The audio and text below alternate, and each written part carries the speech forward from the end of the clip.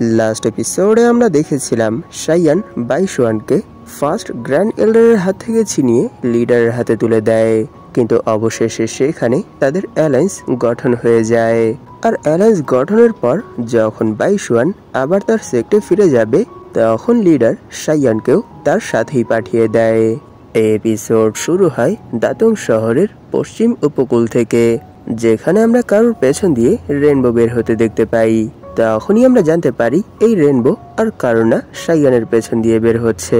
সেখানে শাইয়ান বলে, ইয়েনার, তুমি যদি আমাকে ধরতে পারো তাহলে আমি তোমার মাথায় 2 ঘন্টা হাত বোলাবো।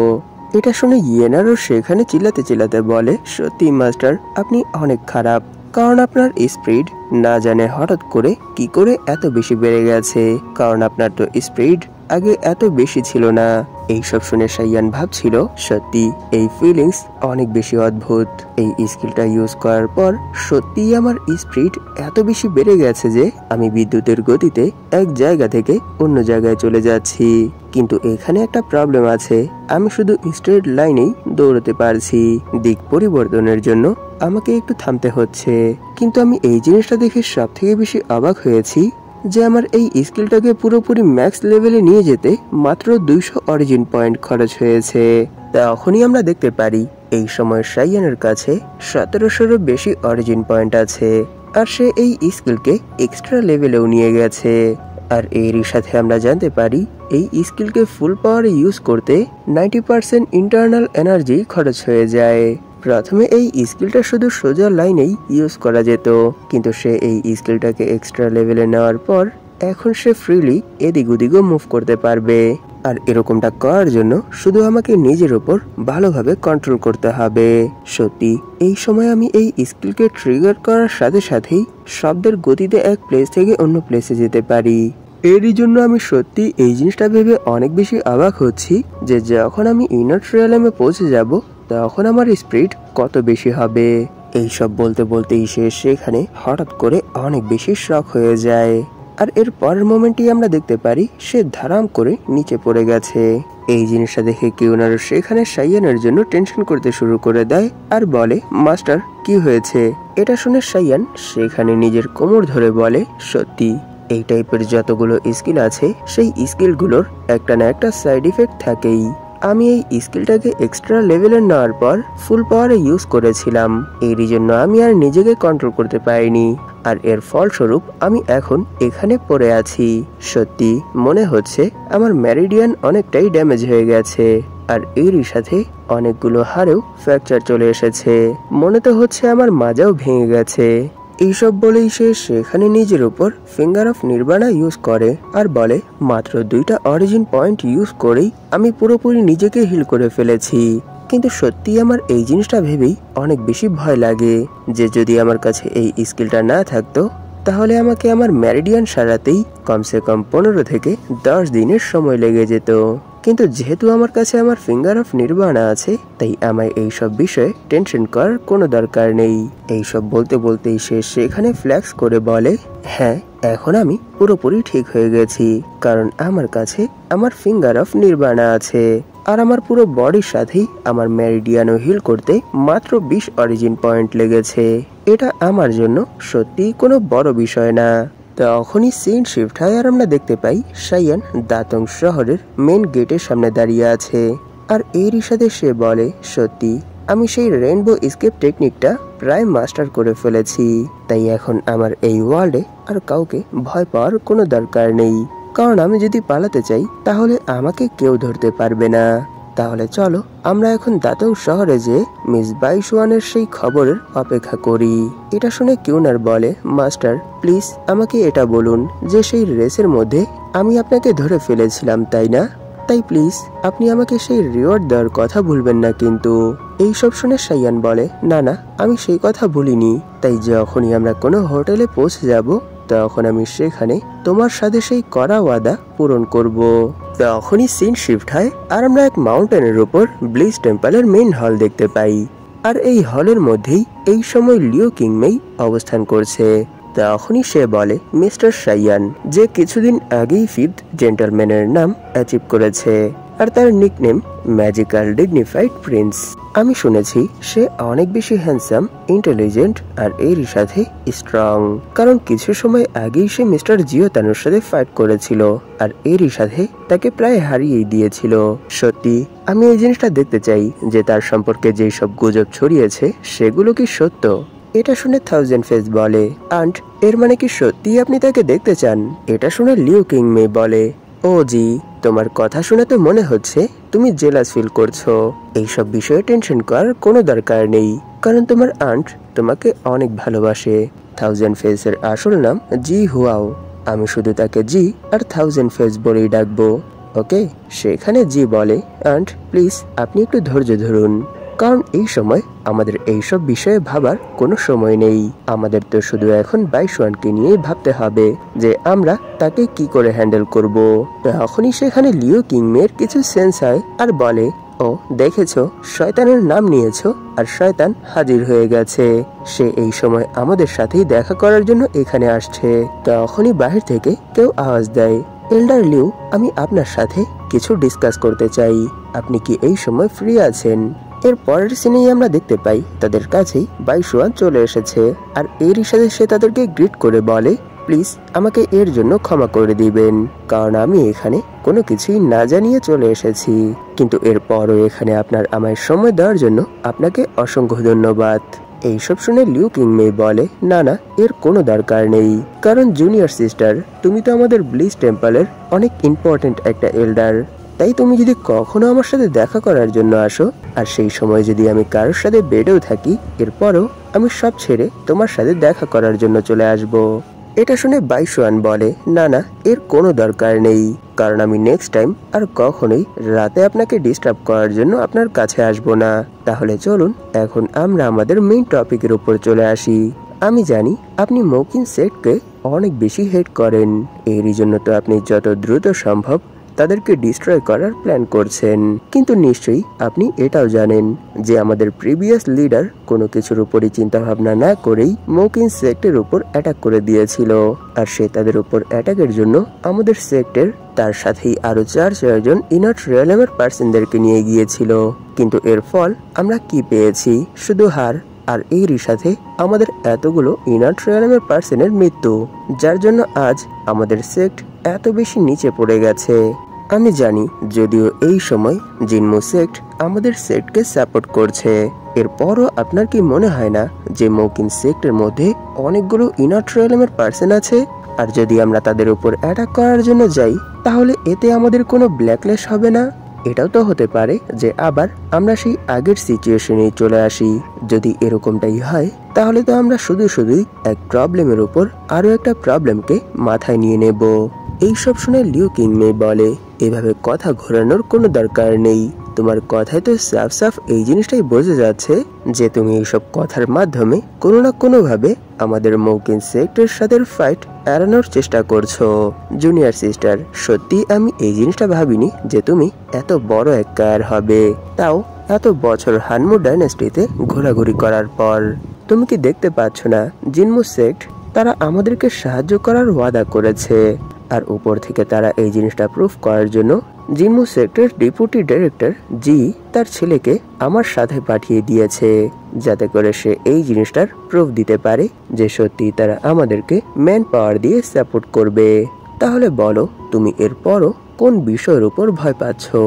এইসব শুনে বাইশওয়ান বলে, হ্যাঁ, আমি এই জিনিসটা দেখে স্পষ্ট বুঝতে পারছি যে জিনমু সেক্ট সত্যি আমাদেরকে সাপোর্ট করবে, এরই জন্য তো মিস্টার জি কে ওনারা আপনার সাথে এখানে পাঠিয়েছে।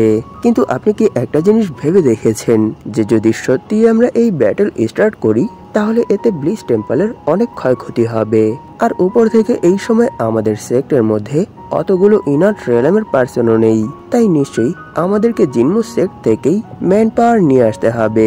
এতে করে যদিও আমরা আমাদের ব্যাটল জিতে যাই, এরপরও নিশ্চয়ই আমরা আমাদের অনেকগুলো মেম্বারকে হারাবো, আর এরকমটা হলে আমরা পুরোপুরি জিনমু সেক্টের উপরই ডিপেন্ড হয়ে যাব। কিন্তু না, আমি এরকমটা চাই না। আমি চাই আমি তাদেরকে শুধু ব্লিজ টেম্পলের ম্যান পাওয়ার ইউজ করেই হারাই। এর জন্য আমাদের নিজেদেরকে আরো বেশি স্ট্রং করতে হবে, আর এর জন্য আমাদের আরো কিছু সময়ের প্রয়োজন হবে। তাই আমি চাই এই ব্যাটেল প্ল্যান আরো একটু ডিলে করতে, যাতে করে আমরা নিজেদের পাওয়ার আরো বেশি বাড়াতে পারি আর অন্য সেক্টরের উপর আমাদেরকে ডিপেন্ড হতে না হয়। দাতং শহরের জৈল শাখার 5th জেনারেলের সাথে আমার অনেক ভালো সম্পর্ক, তাই আমি তার সাথে কন্ট্যাক্ট করতে চাই, যাতে করে তারা আমাদেরকে সাহায্য করে। নিশ্চয়ই যদি তারা আমাদেরকে সাহায্য করে তাহলে আমাদের আর হারার কথা ভাবতে হবে না, কারণ আমি যদি তার সাথে একবার কন্ট্যাক্ট করে তাকে আমি কোনোভাবে রাজি করাতে পারি, তাহলে মৌকিন সেক্টর ইনার ট্রেলামের যতগুলো পার্সন আছে তারা যদি কখনো তাদের সেক্টর ভেতর থেকে বের হয় তাহলে তাদের মৃত্যু নিশ্চিত থাকবে। কিন্তু এখানে সব থেকে বড় চ্যালেঞ্জের বিষয় তো এটা যে আমরা কিভাবে তাকে আমাদের কথা মানাবো, কারণ তিনি কোনো সাধারণ পার্সন না, তিনি অনেক বেশি স্ট্রং। তিনি যদি চান তাহলে একাই মৌকিন সেক্টর লিডারের সাথে লড়াই করতে পারবে। তাই ওনাকে যদি আমরা হাত করতে চাই তাহলে ওনার সাথে নিশ্চয়ই আমাদের কন্ট্যাক্ট করতে হবে। আর তিনি যেহেতু এত বেশি স্ট্রং পার্সন, নিশ্চয়ই তিনি কোনো সাধারণ পার্সনের সাথে কন্ট্যাক্ট করবে না, তাই আমাদেরকে সরাসরি ওনার সাথে কন্ট্যাক্ট করতে হবে। আর এর জন্য আপনাকেও সেখানে থাকতে হবে, কারণ আপনি এই সময় আমাদের সেক্টর লিডার। আপনি যদি যান তাহলে আমার মনে হয় না তিনি আমাদের কথা ফেলতে পারবে। এই সব শুনে লিও কিংমে বলে, হ্যাঁ আমি বুঝতে পেরেছি যে তুমি এখানে কোন বিষয়ের উপর কথা বলছো, তাই এখন আমার এই বিষয়ের উপর ভাবতে হবে আর এরপরই আমি তোমায় এর অ্যান্সার দিতে পারবো। তাই জুনিয়র সিস্টার, তুমি এখন এখান থেকে যেতে পারো। এটা শুনে মিস বাইশুয়ান সেখানে গ্রিট করে বলে, এল্ডার লিউ, আমি আপনার উত্তরের অপেক্ষা করব, কারণ আমি জানি আপনি যেহেতু এই সময় আমাদের সেক্টকে লিড করছেন, সেহেতু আপনি সেই ডিসিশনই নেবেন যেটা আমাদের সেক্টের জন্য মঙ্গলজনক হবে। এটা বলেই যখনই তিনি সেখান থেকে চলে যায় তখনই সেখানে জি বলে, সে এখানে যেই হলের 5th জেনারেলের কথা বলছে সে তার অনেক ভালো বন্ধু। শুধু এটাই না, তারা তো আপনাকে ফাঁসিয়ে সেখানেই মারার জন্য অনেক ভালো একটা প্ল্যান করে রেখেছে। সত্য বলতে কি, তারা একে অপরের সাথে যতগুলো প্ল্যানিং করে রেখেছিল সেই সব প্ল্যানিং সেই 5th জেনারেল আমার সাথে এসে ডিসকাস করেছে। এর মানে তারা যেমনই প্ল্যান করে রাখুক না কেন, সেই প্ল্যানে ফায়দা তাদের না আমাদের হবে। এইসব শুনে লিউ কিংমেই বলে, ও মাই স্মার্ট নেফিউ, আমি জানি না যে তুমি সেই 5th জেনারেলের সাথে কিভাবে ডিল করেছো, যার জন্য সে তার ফ্রেন্ডকে ধোকা দেওয়ার জন্য তৈরি হয়ে গেছে। এটা শুনে জি বলে, সত্য বলতে কি, তার সাথে আমার বন্ধুত্ব অনেক পুরনো। আপনি এটা বলতে পারেন যে আমরা দুজনই অনেক ভালো ফ্রেন্ড, আর এই সব কিছু সে শুধু আমাদের বন্ধুত্বের জন্যই করছে না। নিশ্চয়ই আপনিও এটা জানেন যে তারা শুধু টাকার জন্যই কাজ করে। তাই এটা তো আর বলার কোনো দরকার নেই যে মিস বাইশুয়ান তাকে যেই পরিমাণে টাকা দিতে পারবে তার থেকে 10 গুণ বেশি টাকা আমি তাকে দিতে পারবো। আর এইভাবেই আমি কিছু সময়ের মধ্যেই তার সাথে এত ভালো বন্ধুত্ব করে ফেলেছি। এইসব শুনে লিও কিংমেই সেখানে কৃপি ইসমাইল দিয়ে বলে, সত্যি আমি জানতাম যে সে আমার বিরুদ্ধে কোনো একটা অ্যাকশন নেবে, কিন্তু এটা জানতাম না যে সে এত দ্রুতই এত বড় একটা অ্যাকশন নেবে, যার জন্য সে সর্বপ্রথম মৌকিন সেক্টরের সাথে হাত মিলিয়েছে। আর দ্বিতীয়ত সে সেই 5th জেনারেলের সাথেও হাত মিলিয়ে রেখেছে, যাতে করে সে কোনো না কোনোভাবে আমাকে শেষ করতে পারে। সত্য বলতে কি, শুরু থেকেই আমি তাকে দেখতে পাই না, কারণ তার সাথে আমার অনেক পুরনো একটা দুশ্মনী আছে। আমি তো ভেবেছিলাম যেহেতু এই সব কিছুই এত বেশি স্মুথলি যাচ্ছে তাই এখন আমি তাকে ছেড়ে দেব, কিন্তু তার এইসব প্ল্যানিং আর স্ক্যামিং দেখে আমার তো সত্যি এখন আর তর সইছে না। যত দ্রুত সম্ভব তাকে একটা শিক্ষা দিতেই হবে, আর এর শিক্ষা স্বরূপ সে শুধুই অনেক পেইনফুল একটা ডেথ ডিজার্ভ করে।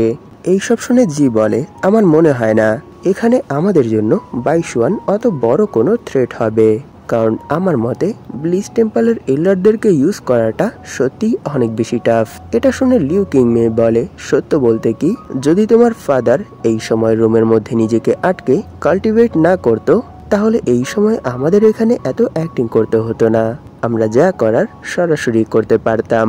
সত্যি আমি তাকে অনেক বেশি মিস করছি। এইসব শুনে জি বলে, আন্ট আপনার আমার বাবাকে নিয়ে অত বেশি টেনশন করতে হবে না, আর ওনাকে এইসব কিছুর জন্য ব্লেম করারও কোনো দরকার নেই, কারণ যেহেতু তিনি নিজেকে বন্ধ করে কাল্টিভেট করছে, এর মানে নিশ্চয়ই তিনি যখন বের হবে তখন তিনি আরো অনেক বেশি স্ট্রং হয়ে যাবে। আর এটা আমাদের জন্যই ভালো হবে। কিছু সময় আগেই আমার সেই 5th জেনারেলের সাথে কন্ট্যাক্ট হয়েছে। তার কাছ থেকে আমি জানতে পেরেছি যে বাইশুয়ান মোকিন সেক্টের সাথে হাত মিলিয়েছে, আর এরই সাথে এখানে থেকেই তারা একে অপরের সাথে যোগাযোগ করার জন্য সেখান থেকে সাইয়ানকে নিয়ে এসেছে। তাই আমার মতে এখন আমার সর্বপ্রথম তাকে দিয়েই শুরু করা দরকার। অনেক বছর ধরেই মোকিন সেক্ট আর ব্লিজ টেম্পল একে অপরের শত্রু, আর তাদের মধ্যে সব সময় কোনো না কোনো বিষয়ের উপর ঝগড়া লেগেই থাকে। আর যেহেতু তারা বাইশুয়ানের উপর বিশ্বাস করে সাইয়ানকে তার সাথেই পাঠিয়েছে, এর মানে নিশ্চয়ই সাইয়ান তাদের জন্য অনেক বেশি ইম্পর্টেন্ট একজন পার্সন। তাই আমরা যদি তাকে এখানেই মেরে ফেলি তাহলে নিশ্চয়ই মোকিন সেক্ট বাইশুয়ানের উপর আর কোনোভাবেই বিশ্বাস করবে না, আর তার সাথে যেই সম্পর্ক গড়ে উঠেছিল সেটাও ভেঙে যাবে। তখনই লিউ কিংমেই জিকে নিজের কাছে টেনে বলে, তাহলে ঠিক আছে, এখন এখানে যা কিছুই হবে সবকিছুই আমি তোমার উপর ছেড়ে দিচ্ছি, কিন্তু প্লিজ তুমি কি আমার একটা কথা রাখতে পারবে যে সাইয়ানকে ধরার সাথে সাথেই তাকে মেরে ফেলো না, তাকে ক্যাপচার করে আমার কাছে নিয়ে এসো, কারণ আমি তার সম্পর্কে অনেক আফওয়া শুনেছি, এরই জন্য আমি তাকে একবার হলেও দেখতে চাই। এটা শুনে জি বলে, ও এই কথা, কিন্তু আমি যাদের সাথে কন্ট্যাক্ট করে রেখেছি তারা তো অনেক বেশি ব্রুটাল, তাই আমার মনে হয় না যদি তারা একবার তাকে ধরতে পারে তাহলে তাকে জীবিত ছাড়বে। তাই আমার মনে হয় আমার নিজে থেকেই সেখানে যাওয়া দরকার, আর এরই সাথে সেই সব কিছুই নিজের মতো করে কন্ট্রোল করা দরকার। এতে করে আমি নিশ্চয়ই তাকে ক্যাপচার করে এখানে নিয়ে আসতে পারবো। এইসব শুনে লিউ কিংমেই সেখানে এক ঠারকি আন্দাজে বলে, হ্যাঁ আমার নেফিউ, প্লিজ তুমি দ্রুত যাও আর সেখানের সব কাজ ভালোভাবেই কমপ্লিট করো, আর যখন কাজ শেষ হয়ে যাবে তখন কোনো সময় নষ্ট না করে দ্রুত আবার তোমার আন্টের কাছে ফিরে আসতে হবে, কারণ তুমি তো এটা জানো যে তোমার আন্ট একা একা বিছানায় শুতে একটুও পছন্দ করে না। তখনই সিন শিফট হয় আর আমরা একটা ইনের মধ্যে সাইয়ানকে দেখতে পাই। এই সময় সাইয়ান কিউনারের মাথায় হাত বোলাচ্ছে, আর এরই সাথে সে বলে, সত্যি আমি এই জিনিসটা বুঝতে পারছি না যে সেই কিলার গুলো কেন আমার চারপাশে এভাবে ঘাত পেতে বসে আছে। আমি যখন এই শহরে প্রবেশ করেছিলাম তখনই আমি এই জিনিসটা নোটিস করেছিলাম যে অনেকগুলো পার্সন আমার উপর নজর রাখছে, কিন্তু তখন আমি ভেবেছিলাম যেহেতু আমি এই সিটির মধ্যে নতুন এসেছি সেহেতু তারা আমার উপর নজর রাখছে, এটাই হয়তো তাদের কাজ। কিন্তু এখন এখানে তাদের অ্যাকশন দেখে মনে হচ্ছে না, শুধু তারা এখানে আমার উপরই নজর রাখছে, তাই তো তারা এখনো আমার ঘরের চারপাশে ওত পেতে বসে আছে। সত্যি যখন আমি সেই স্কিলটাকে এক্সট্রা লেভেলে নিয়ে গেছি তখন থেকেই আমি আমার আশেপাশের একটা নির্দিষ্ট রেঞ্জ পর্যন্ত সবকিছুই সেন্স করতে পারছি। সত্যি এই স্কিলটা তো অনেক বেশি অ্যামেজিং। তখনই সাইয়ান কিছু সেন্স করে অনেক বেশি শক হয়ে যায়, আর এরই সাথে সে বলে, আমি বুঝতে পারছি না যে এত রাতে তোমরা আমার জানালার চারপাশে এভাবে কেন ঘোরাঘুরি করছো, তোমাদের এখানে কাজটা কি? যদি এখানে সত্যি তোমরা আমার সাথে দেখা করার জন্য এসে থাকো তাহলে শুধু শুধুই ঘোরাঘুরি না করে সরাসরি চলে আসো। সেখানে সাইয়ানের এইসব কথা শুনে কিউনার অনেক বেশি শক হয়ে যায় আর সে এদিক ওদিক দেখতে শুরু করে দেয়। তখনই সেখানে কেউ সাইয়ানের রুমের জানালা খোলে, আর এরপর মোমেন্টেই আমরা সাইয়ানের সামনে অনেকগুলো পার্সনকে দেখতে পাই। তারা বলে, ম্যাজিক্যাল ডিগনিফাইড প্রিন্স মিস্টার সাইয়ান, আমাদেরকে এখানে মিস বাইশুয়ান আপনাকে অনেক ইম্পর্টেন্ট একটা ইনফরমেশন জানানোর জন্য পাঠিয়েছে। আর এরই সাথে তারা সেখানে তাদের সেই সিক্রেট কোড বলে, দালা বেন্দা বান্দে বুদুয়া বিদুয়া বুদুইন। এই কোড শুনে সাইয়ান বলে, হ্যাঁ এখানে আমাদের সেই গোপন কোড ঠিক আছে। তখনই সেই অ্যাসিস্ট্যান্ট গুলো বলে, আমাদের কাছে অনেক ইম্পর্টেন্ট একটা তথ্য আছে, তাই প্লিজ মিস্টার সাইয়ান দ্রুত আমাদের সাথে চলুন। এটা শুনে সাইয়ান বলে, তাহলে প্লিজ আপনারা এখানে একটু অপেক্ষা করুন যাতে করে আমি কিছু কাপড় পরে নিতে পারি। এটা বলে সে সেখানে ভাবছিল, আমি বুঝতে পারছি না, সত্যি এই সব কিছুই অনেক বেশি অদ্ভুত মনে হচ্ছে, কিন্তু কোনো সমস্যা নেই কারণ তারা আমার জন্য কোনো বড় প্রবলেম না, তাই আমার এইসব কিছু নিয়ে টেনশন করার কোনো দরকার নেই। তখনই সে সেখানে মাইন্ড টু মাইন্ড কিউনারকে বলে, দ্রুত আবার আমার ভেতরে চলে আসো। এটা শুনে কিউনার বলে, মাস্টার যদি এখানে কোনো প্রবলেম হয় তাহলে প্লিজ আমাকে ডাকতে কোনো দ্বিধা করবেন না। তখনই সিন দাতং শহরের সেই নীলম হলের উপর শিফট হয়, আর এই সময় সেখানে কোনো একটা পার্টি চলছে। তখনই সেই অ্যাসিস্ট্যান্টরা সেখানেরই এক গার্ডকে বলে, আমরা এখানে মিস্টার সাইয়ানকে নিয়ে চলে এসেছি, তাই দ্রুত তুমি ওনাকে নিচে নিয়ে যাও। এটা শুনে সেই গার্ডও বলে, হ্যাঁ অবশ্যই, প্লিজ মিস্টার সাইয়ান, আপনি আমার সাথে আসুন। আর এর জন্য সেখানে সাইয়ানও এগ্রি হয়ে যায়। তখনই সাইয়ানের কারোর উপর নজর পড়ে, আর এরই সাথে সে সেখানে ভাবতে শুরু করে, আমি বুঝতে পারছি না যে সে এই সময় এখানে কি করছে। আর সেখানেই আমরা মাস্ক পরা এক পার্সনকে দেখতে পাই, যে এই সময় জিতার বাজাচ্ছিল। তাকে দেখে সাইয়ান মনে মনে বলে, যত যাই হোক, যেহেতু সে এখানে আছে, সেহেতু আমার মনে হয় এখানের প্রবলেমগুলো আরো অনেক বেশি সহজ হয়ে গেছে। আর এরপরই আমরা দেখতে পাই তারা অনেক লম্বা এক সিঁড়ি বেয়ে নিচের দিকে নামছে। তখনই সাইয়ান জিজ্ঞেস করে, আমি বুঝতে পারছি না যে তুমি আসলে আমায় কোথায় নিয়ে যাচ্ছ। এটা শুনে সেই গার্ড বলে, প্লিজ মিস্টার সাইয়ান, আপনার এই বিষয়ে টেনশন করার কোনো দরকার নেই। কিছুক্ষণের মধ্যেই আপনি সবকিছুই বুঝতে পারবেন। আর এর কিছুক্ষণ পর যখন তারা মেইন হলে চলে আসে, তখনই সেই গার্ড বলে, আমরা চলে এসেছি, তাই প্লিজ মিস্টার সাইয়ান, আমি এখন এখান থেকে যাওয়ার অনুমতি চাচ্ছি। এইসব দেখে সেখানে সাইয়ান ভাবছিল, আমি বুঝতে পারছি না যে বাইশুয়ান কি সত্যি আমাকে এখানে বিক্রি করে দিয়েছে, কিন্তু আমার মনে হয় না যে সে এরকম কিছু করতে পারবে আর এরকম কিছু করার সাহস করবে, কারণ এই সময় তার বডির ভেতর সেই পরজীবীটা আছে যেটা আমাদের লিডার তাকে দিয়েছে। সে যখন এইসব কিছু ভাবছিল, তখনই সে সেখানে জির পক্ষ থেকে অরিজিন পয়েন্ট পায়। এই জিনিসটা দেখে সাইয়ান অনেক বেশি শখ হয়ে ভাবতে শুরু করে, কি আমি এখন এখানে জির পক্ষ থেকে অরিজিন পয়েন্ট পাচ্ছি, কিন্তু হঠাৎ করে এত ঘন ঘন কেন পাচ্ছি? আমি জানি কিছু সময় আগেই আমার নাম ফেমাস হয়েছে, যার জন্য আমি সবসময় কোথা না কোথা থেকে অরিজিন পয়েন্ট পেতেই থাকি, কিন্তু এরকমটা তো কখনোই হয়নি যে শুধু একজন পার্সনের পক্ষ থেকেই অনবরত অরিজিন পয়েন্ট পাচ্ছি। তাই আমি বুঝতে পারছি না যে আসলে এই পার্সনটা কে আর সে এই সময় কোথায় আছে। তখনই কেউ বলে, ম্যাজিক্যাল ডিগনিফাইড প্রিন্স মিস্টার সাইয়ান, সত্যি আপনি আপনার আফওয়ার মতোই অনেক বেশি হ্যান্ডসাম, ট্যালেন্টেড, আর এরই সাথে অনেক বেশি স্ট্রং। তখনই আমরা জানতে পারি এই সব কিছুই জি বলছে। সে বলে, মিস্টার সাইয়ান, সত্য বলতে কি আমি এখানে অনেক সময় ধরেই আপনার জন্য অপেক্ষা করছিলাম। এইসব শুনে সাইয়ান বলে, কি সত্যি কি আপনি আমাকে চেনেন? এটা বলে সে সেখানে ভাবছিল, আমি এই সময় তার পক্ষ থেকে অরিজিন পয়েন্ট পাচ্ছি, এর মানে নিশ্চয়ই সে ব্লিজ টেম্পলের কোনো মেম্বার না। আর তার নাম দেখেও এই জিনিসটা মনে হচ্ছে না যে সে সেই 1000 ফেস। তখনই জি বলে, সত্যি আমি আপনার সম্পর্কে যা কিছু শুনেছিলাম সেই সব কিছুই সত্য, কিন্তু এটা কত আফসোসের বিষয় যে আপনি একটা ভুল রাস্তায় চলে গেছেন, তাই আজ এখানে আপনাকে মরতে হবে। আপনি এই সময় যেই প্লেসে আছেন সেই প্লেসের মধ্যেই আমাদের অনেকগুলো পার্সন ছড়িয়ে ছিটিয়ে আছে, আর এর সাথে আমরা যেই হলের মধ্যে আছি সেই হল বাইরে থেকে বন্ধ করে দেওয়া হয়েছে, যেটা ভেতর থেকে খোলা ইম্পসিবল। যদি কেউ খুলতে চায় তাহলে তাকে বাহির থেকেই খুলতে হবে। তাই আমার মনে হয় না আজ আপনি এখান থেকে কোনোভাবেই বেঁচে ফিরতে পারবেন।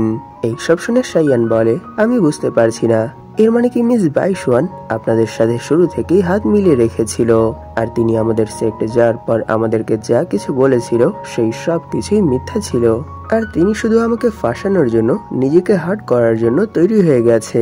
এটা শুনে যে বলে, না না, আপনি এসব কি বলছেন?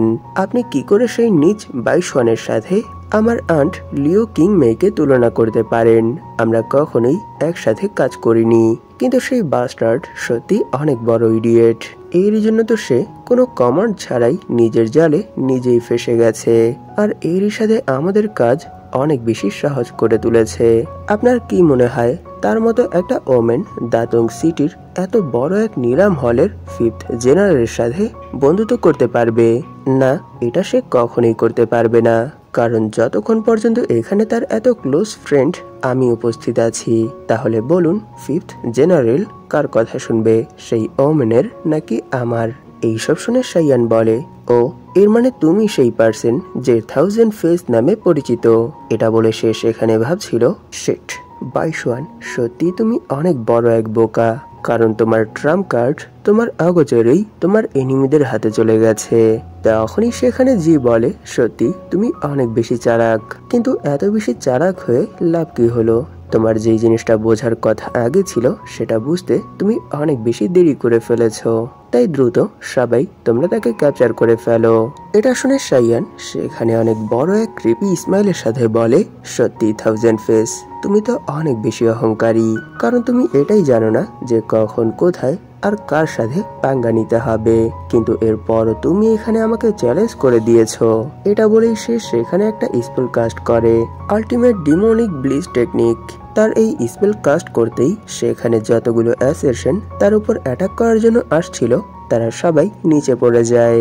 এই জিনিসটা দেখে জি সেখানে অনেক বেশি শক হয়ে যায়, আর এরই সাথে সে বলে, কি এখানে এসব কি হচ্ছে? এটা দেখে সেখানে তার পাশে থাকা ফিফথ জেনারেলও অনেক বেশি শক হয়ে যায়, আর সে বলে, ইম্পসিবল, এটা কি করে হতে পারে? সে কি করে এই আল্টিমেট ব্লিজ টেকনিক সম্পর্কে জানে? আর তার অ্যাবিলিটি দেখে তো মনে হচ্ছে যে সে আমার থেকেও হায়ার লেভেলের। তখনই সেখানে কেউ বলে, ফিফথ জেনারেল, আমি এই কথাটা তোমাকে আগেই বলতে চেয়েছিলাম যে এখানে সে আসতে চলেছে, কিন্তু এরপরই আমার মনে হয়েছে যে না, তোমাকে এই কথাটা বলে কোনো ফায়দা হবে না, কারণ তুমি আমার কথা বিশ্বাস করবে না। এর জন্য আমি এই কথাটা আর তোমাকে বলিনি, যাতে করে তুমি নিজে থেকেই এই জিনিসটা এক্সপিরিয়েন্স করতে পারো। এখন নিশ্চয়ই এটা এক্সপিরিয়েন্স করার পর তুমি বুঝতে পেরেছো যে তিনি আসলে কে। তখনই শাইয়ান বলে, ও তাহলে তুমিও এখানে চলে এসেছো, কিন্তু আমি তো দেখেছিলাম যে তুমি সেখানে অনেক বেশি এনজয় করছিলে। তাহলে বলো, এখন কি তুমিও এখানে নিজেকে শো করতে চাও? এটা শুনে সেই মার্কসম্যান বলে, সত্য বলতে কি, আমি এখানে নিজেকে হাইড করার অনেক চেষ্টা করেছি, কিন্তু আমি জানি না যে আপনি কিভাবে আমাকে চিনে ফেলেছেন। এখন তো মনে হচ্ছে যে এই সব কিছুই আমার ভাগ্যে লেখা ছিল, এরই জন্য এখানে আবার আমাদের একে অপরের সাথে দেখা হয়ে গেছে। প্লিজ আপনি এখানে নিজেকে কন্ট্রোল করুন, কারণ আপনার বডির ভেতর থেকে যেই অরা রিলিজ হচ্ছে সেটা এখানে সবার সাথে আমাদেরকেও মারার জন্য যথেষ্ট হবে। মার্কসম্যানের এই কথার সাথেই এপিসোড এখানেই শেষ হয়ে যায়। আপনারা যারা অ্যাকশন, ফ্যান্টাসি এবং লাভিডাবি টাইপস এনিমি দেখতে চান তারা প্লিজ এনিমি এক্সপ্লোরার বিডি এই চ্যানেলটা ভিজিট করতে পারেন। ডিসক্রিপশনে ফার্স্ট ভিডিও লিংক দেওয়া থাকবে, তাই প্লিজ একবার হলেও সেই চ্যানেলটা ভিজিট করবেন। তিনি একটা নিউ এনিমি সিরিজ স্টার্ট করেছেন যার নাম সুপার কিউব। তাই আজ আমি আপনাদের কাছে এর থেকে বেশি আর কিছুর ডিমান্ড করলাম না, প্লিজ একবার হলেও সেই চ্যানেলটা ঘুরে আসবেন। তাই আজ এতটুকুই থাক। ধন্যবাদ আপনাদের এই পর্যন্ত দেখার জন্য। তাহলে দেখা হবে এর পরের এপিসোডে।